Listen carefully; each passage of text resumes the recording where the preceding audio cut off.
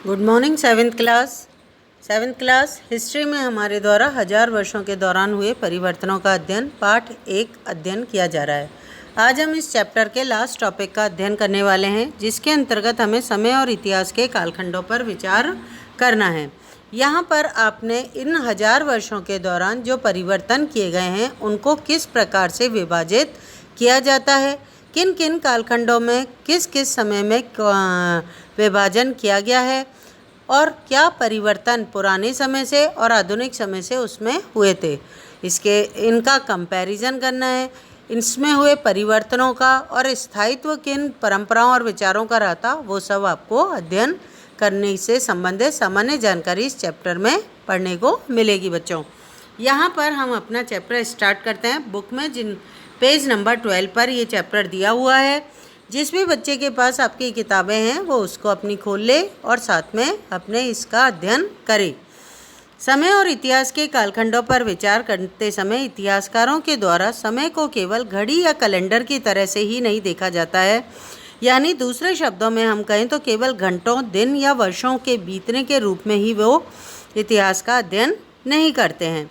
उनका तो नज़रिया यह होता है कि समय से मतलब जो टाइम है, सामाजिक और आर्थिक संगठन में आने वाले परिवर्तनों को झलकाता है।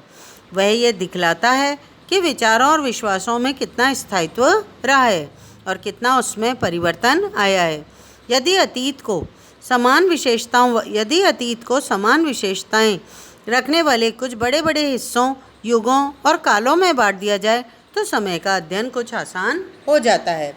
बच्चों, यहाँ पर आप अपने 19वीं सदी के अंदर, 19वीं सदी से मतलब जब भारत में ब्रिटिश शासनकाल का दौरान शासन था, उस शासनकाल के दौरान एक अंग्रेज इतिहासकार के द्वारा भारत के इतिहास को 3 वर्गों में बांटा गया था। वो मैटर से संबंधित जानकारी आपको दी जा रही है। 19वीं सदी के मध्य में अंग्रेज इतिहासकारों ने भारत के इतिहास को 3 युगों में बांटा था, हिंदू, मुस्लिम और ब्रिटिश। यह विभाजन इस विचार पर आधारित था कि शासकों का धर्म ही एकमात्र महत्वपूर्ण ऐतिहासिक परिवर्तन होता है। केवल धर्म के आधार पर ही परिवर्तन इतिहास का किया हुआ है और अर्थव्यवस्था, समाज, संस्कृति में और कोई भी महत्वपूर्ण बदलाव नहीं आता है। इस दृष्टिकोण से इस उपमहाद्वीप की अपार विविधता की उपेक्षा हो जाती है, क्योंकि केवल एक ही आधार को लेकर इतिहास की व्याख्या करना, वो भी धर्म, हिंदू धर्म, मुस्लिम धर्म या क्या कहते हैं अपन, इस्लाम धर्म और ब्रिटिश इनका अपना ईसाई धर्म, इन 3 धर्मों के आधार पर भारत के इतिहास के काल को बांटना, भारत के इतिहास को बांटना गलत होगा, क्योंकि भारत तो एक विविधताओं से परिपूर्ण देश है। इसमें सामाजिक, आर्थिक, धार्मिक, राजनीतिक कितने ही परिवर्तन इतिहास की व्याख्या करते हैं। तो ऐसी स्थिति के अंतर्गत ये जो विभाजन था समय के साथ साथ गलत सिद्ध होने लगा था। आगे बढ़ते हैं बेटा। इस काल विभाजन को आज बहुत कम इतिहासकारों के द्वारा ही स्वीकार किया जाता है। अधिकतर इतिहासकार आर्थिक और सामाजिक कारकों के आधार पर ही अतीत के विभिन्न कालखंडों की विशेषताओं को तय करते हैं। पिछले साल आपने जो इतिहास पढ़ा था उसमें प्राचीन समाज के कई प्रकार का समावेश था, जैसे शिकारी संग्राहक, प्रारंभिक दौर के कृषिकर्मी, शहरों और गांवों के निवासी और प्रारंभिक दौर के राज्य और साम्राज्य। इस साल आप जो इतिहास पढ़ेंगे उसे प्राय मध्यकालीन इतिहास कहा जाता है। इसमें आपको कृषक समाजों के विस्तार, क्षेत्रीय और साम्राज्यिक राज्यों के उदय, कभी कभी तो ग्रामवासियों और वनवासियों की कीमत पर प्रधान धर्मों के रूप में हिंदू धर्म, इस्लाम धर्म के विकास और यूरोप से व्यापारिक कंपनियों के आगमन के बारे में और विस्तार से जानकारी मिलेगी। आगे बढ़ रहे हैं बेटा। इसी में हम हमारे द्वारा भारत के इतिहास के ये 1000 साल अनेक बदलावों के भी साक्षी रहे हैं।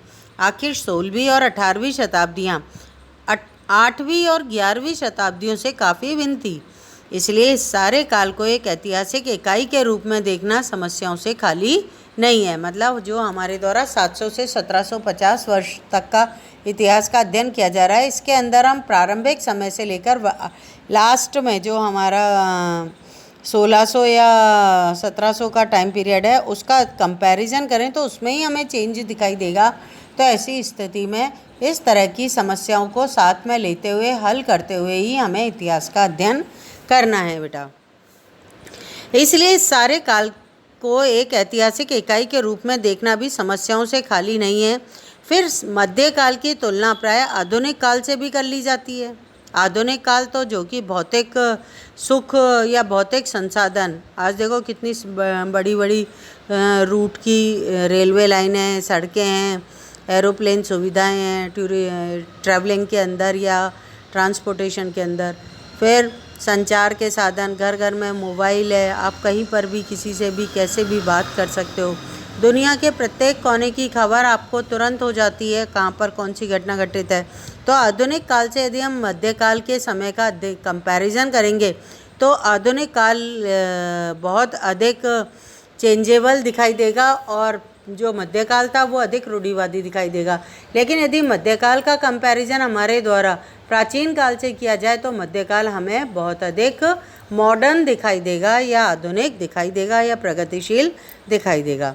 तो कंपैरिजन का आधार क्या है, उस पर डिपेंड करता है कि हम उसको रूढ़िवादी मानते हैं या उसको हम आधुनिक मानते हैं।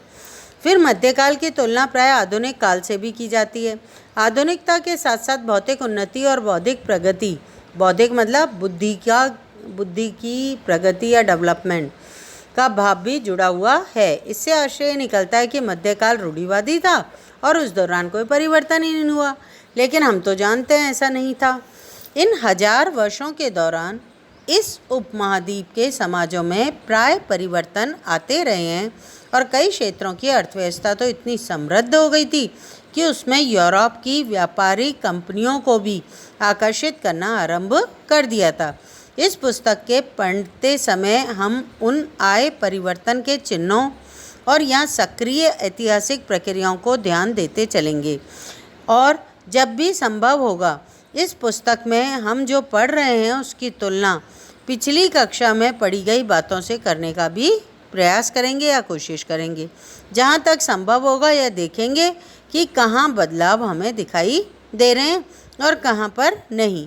आज अपने आसपास की दुनिया पर नज़र डालकर भी ये देखें और भी क्या कुछ बदला है या सब कुछ वैसा ही है। यहाँ बेटा अपना चैप्टर फिनिश हो गया फर्स्ट। अब हमारे द्वारा इस चैप्टर के क्वेश्चन आंसर अगले क्लास के अंदर किए जाएंगे। आज के लिए इतना ही। थैंक यू बेटा। सामान्य जानकारी से संबंधित ये चैप्टर था मिडाइवल पीरियड का 700 से 1750 तक का।